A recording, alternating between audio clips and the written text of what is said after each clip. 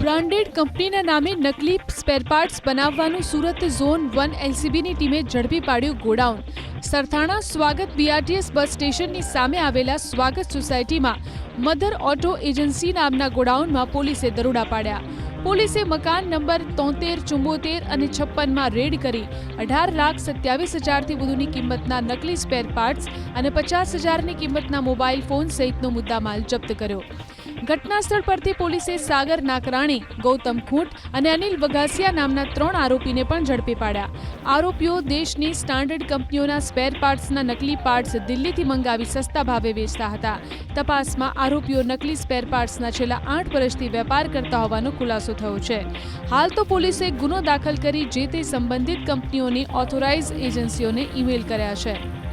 Branded કંપનીના નામે નકલી સ્પેર પાર્ટ્સ બનાવવાનું સુરત ઝોન 1 એલસીબીની ટીમે ઝડપી પાડ્યું ગોડાઉન. સરથાણા સ્વાગત બીઆરટીએસ બસ સ્ટેશનની સામે આવેલા સ્વાગત સોસાયટીમાં મધર ઓટો એજન્સી નામના ગોડાઉનમાં પોલીસે દરોડા પાડ્યા. પોલીસે મકાન નંબર 73, 74 અને 56માં રેડ કરી 18,27,000થી વધુની કિંમતના નકલી સ્પેર પાર્ટ્સ અને 50,000ની કિંમતના મોબાઈલ ફોન સહિતનો મુદ્દામાલ જપ્ત કર્યો.